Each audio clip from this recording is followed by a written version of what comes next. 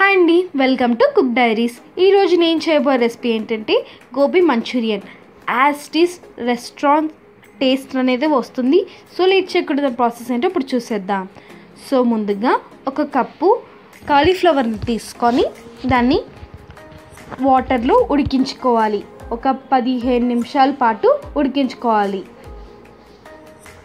ఇలా ఉడికించుకున్న వాటిల్లోకి ఒక కప్పు మైదా పిండిని కూడా వేసుకోవాలి. ఆ తర్వాత దాంట్లోకి 2 టేబుల్ స్పూన్ల కార్న్ఫ్లవర్ని కూడా వేసుకోవాలి. దాంట్లోకి రుచికి సరిపడినంత ఉప్పు, అలాగే 1 టేబుల్ స్పూన్ కారం వేసుకొని బాగా కలుపుకోవాలి. ఫస్ట్ ముక్కలకు పట్టినంత వరకు మనము ఈ మైదా పిండి మిక్చర్ అంతా అంటించాలి. సో దాంట్లోకి కొంచెం వాటర్ వేసుకుని మళ్ళీ బాగా జిగురుగా వచ్చేంత వరకు కలుపుకోవాలి. ఆ తర్వాత స్టవ్ వెలిగించుకొని ఒక ప్యాన్ పెట్టుకొని దాంట్లోకి డీప్ ఫ్రైకి సరిపడినంత ఆయిల్ వేసుకోవాలి. ఆయిల్ హీట్ ఎక్కాక దాంట్లోకి మనం ముందుగా కలిపి పెట్టుకున్న గోబీ ముక్కల్ని వేసుకొని క్రిస్పీగా అయ్యేంత వరకు వేయించుకోవాలి. గోల్డెన్ బ్రౌన్ కలర్ వచ్చేంత వరకు మీడియం ఫ్లేమ్లో బాగా వేయించుకోవాలి. ఒక మంచి నైస్ కలర్ క్రిస్పీ అయినంత వరకు వేయించుకొని వాటిని తీసుకుని పక్కన పెట్టుకోవాలి. ఇలాగే మిగతా వాటిని కూడా బాగా వేయించుకోవాలి.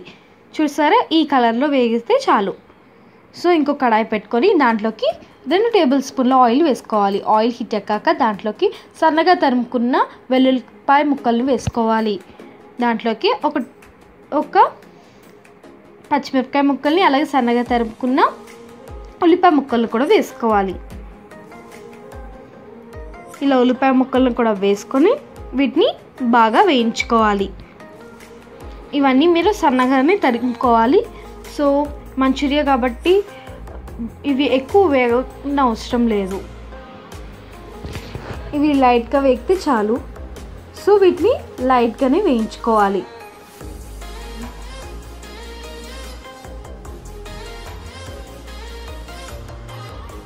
ఇలాగా వేగిన తర్వాత దాంట్లోకి 1 table spoon soya sauce, 1 table spoon green chilli sauce, అలాగే 1 టేబుల్ స్పూన్ వెనిగర్, అలాగే 2 టేబుల్ స్పూన్ టొమాటో కెచప్ని వేసుకోవాలి. ఆ తర్వాత కార్న్ఫ్లవర్ స్లరీని కూడా వేసుకోవాలి. కార్న్ఫ్లవర్ వాటర్ని కూడా వేసుకున్న తర్వాత మళ్ళీ 1 కప్పు వాటర్ని కూడా వేసుకొని బాగా కలుపుకోవాలి. ఇలా కలుపుకున్న తర్వాత దీంట్లోకి సాల్ట్, అలాగే మనం ముందుగా వేయించి పెట్టుకున్న గోబీ ముక్కల్ని కూడా వేసుకోవాలి. బాగా టాస్ చేసుకోవాలి. ఈ ప్రాసెస్ అంతా మీరు హై ఫ్లేమ్లోనే చేసుకోవాలి.